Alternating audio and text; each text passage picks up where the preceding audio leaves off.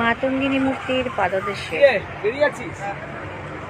Interview বঞ্চিত upper primary চাকরি প্রার্থীদের যে মঞ্চ আছে সেই মঞ্চের আজকে 925তম দিন। 925তম দিন অবধি আমরা এখনো বসে আছি এখানে, কিন্তু আমাদের দাবি স্বচ্ছ এবং আমাদের দাবি নিয়ে আমরা বসে আছি।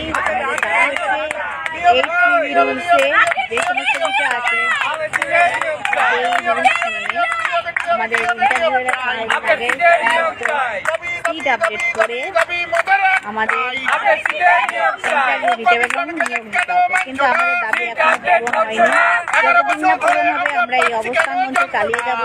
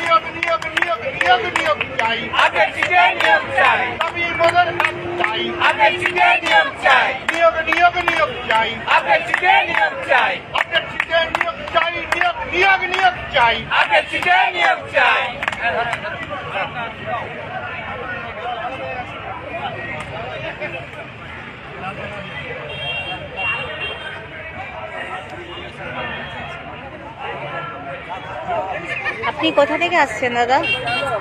আমি হাওড়া থেকে আসছি দিদি। আপনার দাবিটা কি? আপনাকে তো দেখে মনে হচ্ছে আপনি ওভারেজ হয়ে গেছেন। আমার এজটা 46 ইয়ার অ্যাবাউট হয়ে গেছে। আমি আর কোনো চাকরি দিতে পারবো না, তাই চাইছি যে সরকার আমাদেরকে দেখুক আর আমাদেরকে সুবিধা করে আমাদেরকে নিয়োগ করবে।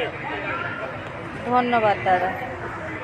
মাননীয়ার কাছে কি আবেদন তোমাদের? তোমরা যে এই 925তম দিন ধরে এখানে অবস্থান চালাচ্ছ, আমাদের আবেদন হচ্ছে সিট আপডেট করে আমরা যারা টেট পাস করে ট্রেন্ড আছি সবাইকে নিয়োগ দিতে হবে। আমাদের বয়স অনেকটা বেড়ে যাচ্ছে আর পরীক্ষাও তো হচ্ছে না। আমাদের দাবি একটাই, আমাদের যারা পাস করেছি আমরা মানে যোগ্য ক্যান্ডিডেট, আমাদের যোগ্যদের যোগ্যভাবে নিয়োগ দিই, এটাই আমাদের একমাত্র দাবি।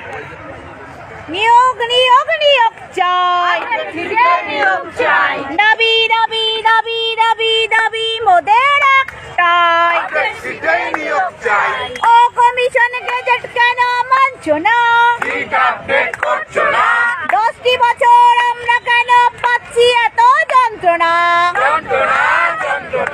নিয়োগ নিয়োগ নিয়োগ চাই, দাবি মোদের একটাই, দাবি মোদের একটাই।